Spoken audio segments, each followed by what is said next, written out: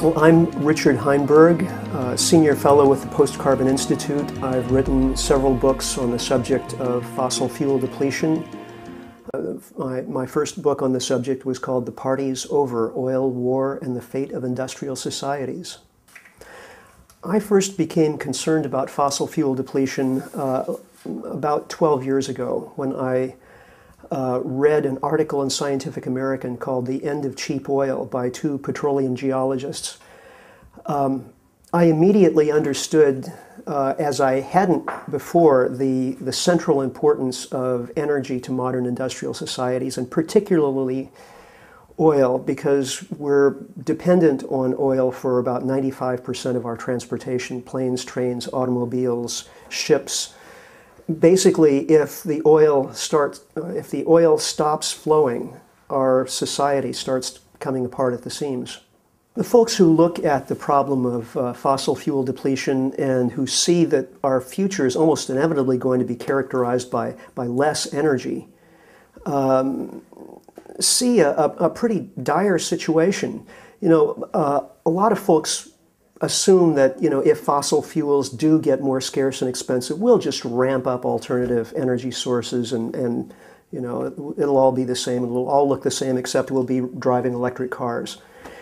But, you know, you start crunching the numbers, you look at where the alternative energy sources are right now. They're providing a trivial amount of energy. It's going to take decades and immense amounts of investment capital to ramp up the energy production from, you know, solar and wind and geothermal and all these alternative energy sources, and most of them are not going to help very much with transportation. We have, you know, we're not going to have electric 747s ferrying people around from continent to continent. It's just never going to happen. It's technologically unfeasible.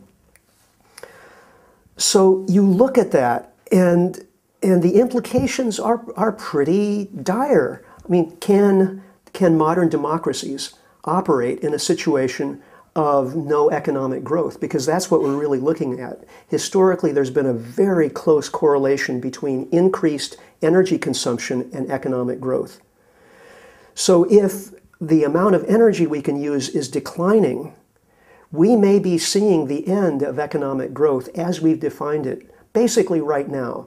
And we already see the kinds of political problems that are being created, not just in the United States, but in European countries like Greece, as a result of the financial crisis that happened in 2008. Well, that financial crisis has put a crimp on global economic growth. What if peak oil delivers the coup de grace? What if basically, you know, if the economy starts to recover, then that increases demand for oil, and the oil just isn't there, so the way the market responds is much higher oil prices, and those higher oil prices kill demand and kill economic growth. And so we just have this ceiling now on what the economy can do.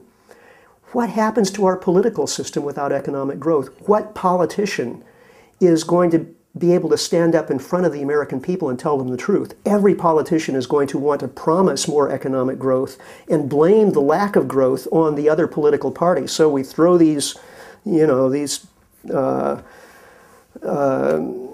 people out and put in the other political party, and they don't do any better, and we throw them out. I mean, the whole political system starts to get more and more polarized and more radical until it just comes apart at the seams. There's no solution until we actually are able to accept, as a people, accept the situation that we're in, where we actually have to change our way of life. When we're talking about fossil fuels, we're basically talking about minerals. And with all minerals, all non-renewable extractable resources, there's kind of a pyramid, a resource pyramid, the geologists call it. And the top of the pyramid, the capstone, is what you can get easily and cheaply. And all of the levels further down then are kinds of resource that are more generally distributed throughout the Earth's crust, not as concentrated. So it's lower quality ores or what have you. So with regard to oil, this capstone oil is the oil that's in the giant reservoirs that we were finding back in the 1930s, 40s, 50s, and 60s, we were finding pools of oil that are still producing 1 million, 2, 3 million barrels a day, even today, but they're depleting. Those are old, tired oil fields, and we have new technologies to kind of increase the lifespan of those supergiant old oil fields. But generally what we're doing is replacing those with much smaller oil fields that are either in rocks that are less porous, so it's harder to get the oil out of the ground, or they're in very inconvenient places like, you know, a couple of miles of ocean water. So I mentioned the resource pyramid just a moment ago. The top part of the resource pyramid is what geologists call reserves. That's resources that have been identified through exploration, and we know that we can extract those resources using current technology at current market prices. Now, the rest of the pyramid we would just call resources, that we know that that stuff is out there in the Earth's crust, but the vast majority of it is never going to be extracted because either we don't have the technology and it's not likely to appear anytime soon, or, you know, the price would have to be so high. With oil, for example, if the price of oil were, you know, $500 a barrel, we could justify going after oil in, you know, really, really difficult places. But the problem is, if oil cost $500 a barrel, we wouldn't have any economy to do that with. Plus, oil is a particular kind of resource. It's an energy resource, which means that if we expend so much energy in getting the stuff out of the ground, in exploring for it and drilling for it and capturing it and bringing it to the surface, if we expend so much energy doing that, that we've spent more energy in oil production than we get from the oil that we get out of the ground as we burn it and use it for all our economic purposes, then it's a pointless exercise. We might still find that oil valuable for making plastics or pharmaceuticals or something, but it has ceased to be an energy source. And so that's a hard limit on the amount of this stuff, of these resources that we can ultimately convert into reserves. Yeah, people are always talking about various new finds of oil as though, you know, this is going to save the day, peak oil. Huh. Yeah, look at all the oil they're finding off the coast of Brazil. Well, yes, it's true. Petrobras, the Brazilian state oil company, has been having very good luck finding oil in deep offshore waters in the sedimentary basins off the coast of Brazil. Problem here is that we're talking about ultra deep water oil. Now, we had a problem not too long ago in the Gulf of Mexico with the explosion of an oil rig called Deepwater Horizon. And the problem there was we were using some pretty advanced technology in some pretty inhospitable environments. We were drilling a mile deep in ocean water, and there was a problem, the explosion, huge oil leak, the worst environmental disaster in American history. Okay, what's happening in Brazil? We're talking about not a mile of ocean water, but 2 or 3 miles of ocean water. This is going to put oil drilling technology to the ultimate test. We're talking about having to invent new technologies to operate in environments that, you know, nobody has ever operated in before. So what if something goes wrong? You know, it was hard enough to deal with the catastrophe in the Gulf of Mexico. If something goes wrong in Brazil, it's going to be even worse. Plus, it's going to be that much more expensive to even do this. The Brazilians are, you know, moving ahead kind of slowly because they're seeing how much investment it's going to take to actually exploit these new discoveries. The problem is not actually running out of oil because there's still lots of oil in the ground in various forms. The problem is we've gone after oil, as with all other natural resources on planet Earth, on the basis of the low-hanging fruit principle of resource extraction. We go after the cheapest, easiest to get, highest quality resources first, which means we're leaving the nastiest, dirtiest, most expensive, hardest to get at stuff for later. And guess what? It's later. All experts in the oil industry agree that we've reached the end of cheap oil. Back in the year 2000, if you'd said that in the year 2010 oil was going to cost $75 a barrel or maybe even $80 a barrel, you would have been laughed at. The pessimists back in 2000 said that oil in 2010 would cost $40 a barrel. The official projection was more like $20 a barrel. And The Economist magazine even had a cover story saying that oil would be $5 a barrel by 2010. So here we are with very expensive oil, and everyone has just adjusted slowly enough to think that this is somehow normal. This is just the natural state of affairs. But in fact, it's helping to cripple our economy. Every time the oil price spikes to a new level, it causes the economy to go into recession. This has been a consistent pattern over the last 35 years. So what happened in 2008, we saw an oil price spike up to about $147 a barrel, and immediately the airline industry nosedived, the automobile industry crashed and burned. All of the delivery services started laying off employees and idling their fleets.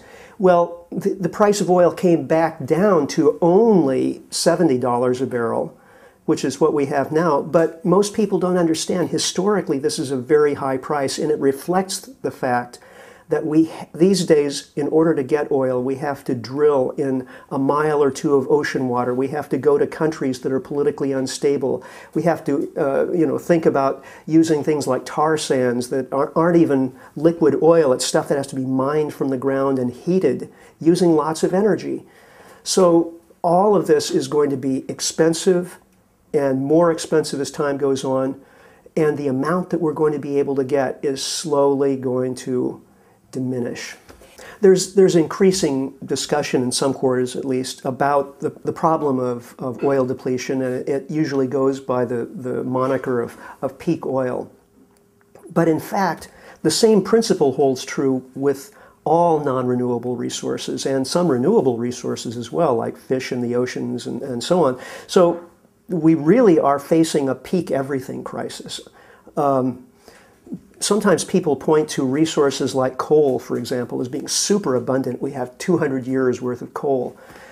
Actually, if you start looking at the situation very carefully, you see that what's being referred to is the whole resource pyramid. If we could extract all of the coal there is, say, in North America, we would have 200 years worth. But the reality is we're not going to extract all of that coal. Much of it is very low quality, in very thin seams that are uneconomic to mine. The reality is that we're likely to see peak coal production here in the United States within the next 20 years. Other minerals, iron ore, very abundant in the Earth's crust, but we're having to go after lower and lower quality ores all the time. And the way we do that is to expend more energy in mining. Well, that's fine if we have an infinite amount of energy, but we have this energy crisis. We've just been talking about peak oil and peak coal. Now, if we don't have the cheap energy to get the iron ore out with, we may have peak iron as well. And then we get to the more exotic materials like rare earth elements that we use for making powerful electromagnets, such as we use in wind turbines. And it turns out that rare earth elements are mostly being mined right now in China. And because China has the corner on the market of rare earths, and they're so important to these modern technologies, China is saying, well, we're going to cut back on exports. We're going to use all those rare earth elements ourselves to develop our own economy and screw the US and Europe.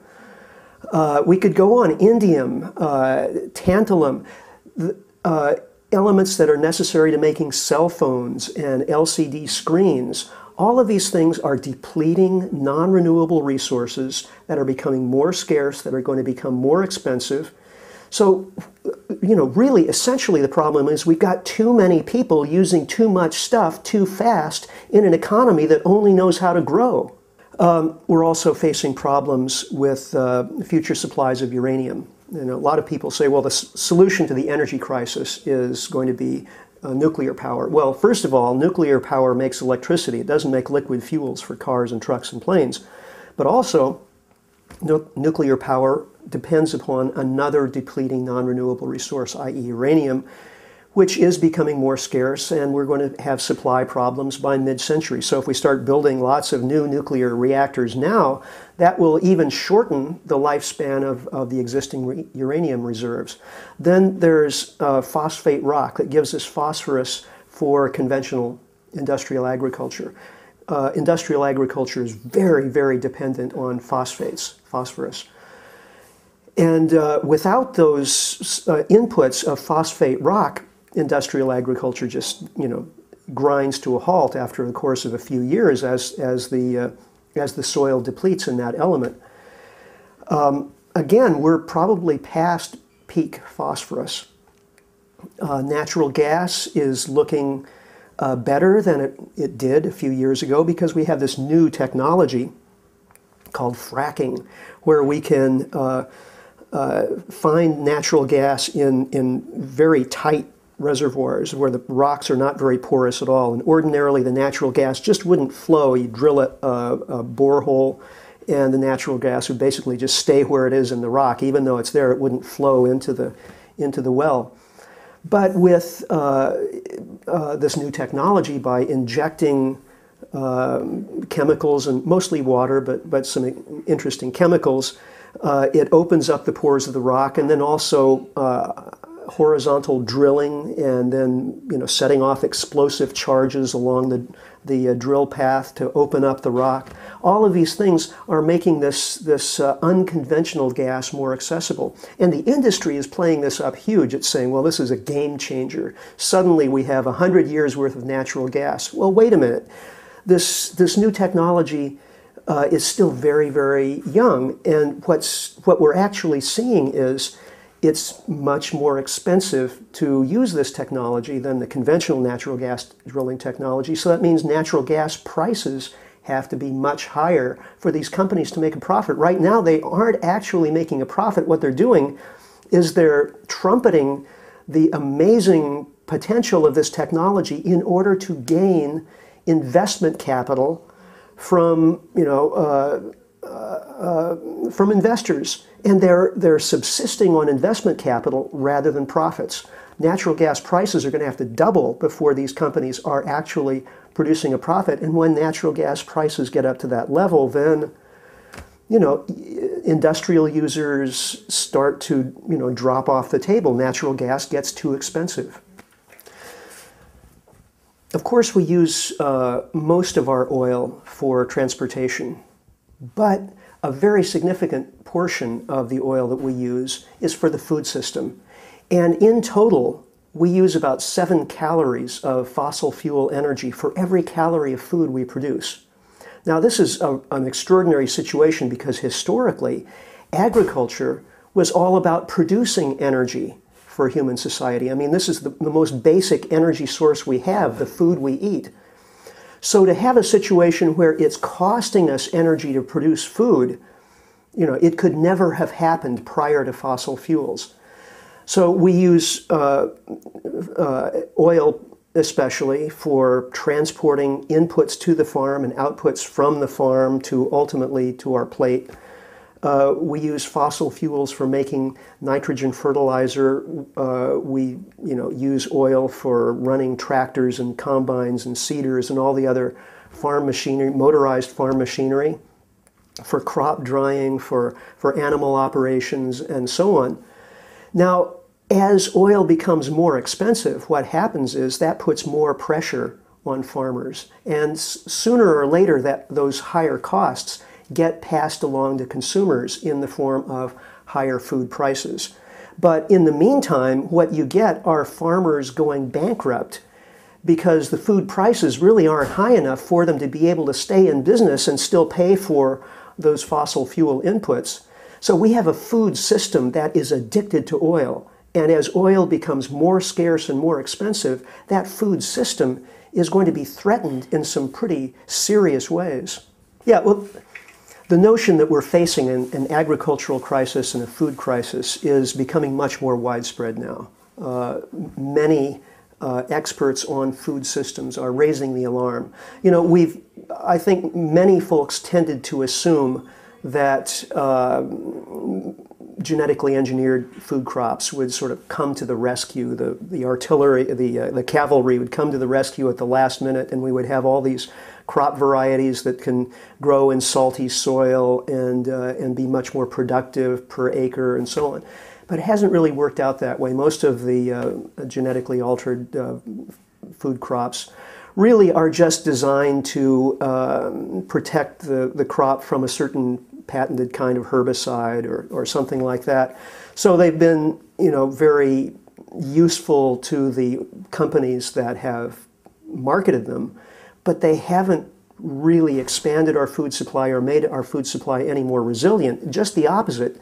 The genetically altered seeds have to be produced centrally and then distributed via our transport system, which is all fossil fueled. So actually our food system is even less resilient, even more brittle than it was 10 or 15 or 20 years ago. And so as fossil fuels dwindle, as they become more expensive, we could see a real food crisis, not, you know, by mid-century or the end of the century, but even just within the next 10 or 20 years. Well, since it's going to be very difficult for political leaders to get out in front of the peak oil problem and you know, convince the American electorate to embrace a lifestyle of reduced energy consumption, that's going to be a hard sell. I think the best path forward is going to have to be on the basis of grassroots organizing, people taking this information in and changing their own lives and then getting together with their neighbors to, you know, compare notes and help each other out. And this is happening. We've seen since the economic crisis of 2008, the sales of cars go down to the lowest level in 30 years, and the sales of bicycles soar. More people are planting home gardens. We're seeing the emergence of movements like the Transition Town initiatives that are popping up all over the world. They started in Britain. There's something like 200 or 300 transition towns in Britain now, and there are, you know, 80 or so here in the U.S. And this is, again, it's grassroots. It's not waiting for elected officials, either national or local, to get out and lead. It's saying, what can we do as citizens? And maybe, you know, it would be a lot easier if the elected policymakers were out there, you know, changing our tax structure to make it easier to put in renewable energy technologies and so on. It might be easier if that were the case, but it's not the case. So we have to do what we can. And actually, where these transition initiatives are taking root, it's pretty exciting to see, because it doesn't look so much like a protest march. It looks more like a party. Everyone is having a good time and finding a way to live that's actually more fulfilling. It's more communitarian. People are getting to know each other and work together. And you know, I think most of us actually miss that in our lives. We've become so individualistic and so concentrated on just, you know, paying the bills and getting ahead, being competitive, that a little bit of that communitarian spirit, you know, makes life a lot more interesting. Is there a cover-up of peak oil and all these other things, peak everything? Well, I think there is, to a certain extent. I think in the U.S. Department of Energy and the International Energy Agency, there are people who understand the situation and would like to sound the alarm, and they are being muzzled. I'm convinced that's the case.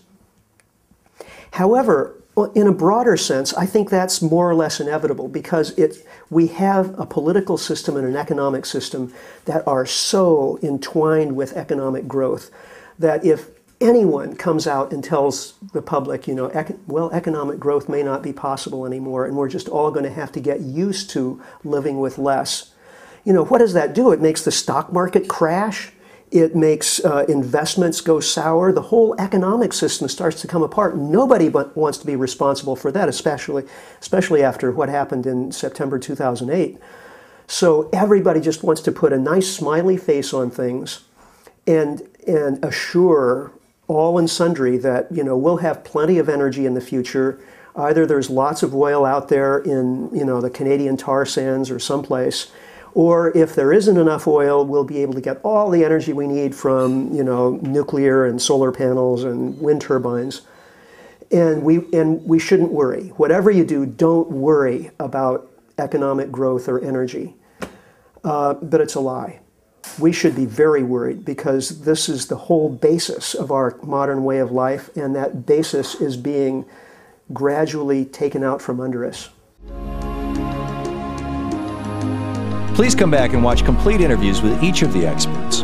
And you can join me, Thom Hartmann, anytime on the web at thomhartmann.com.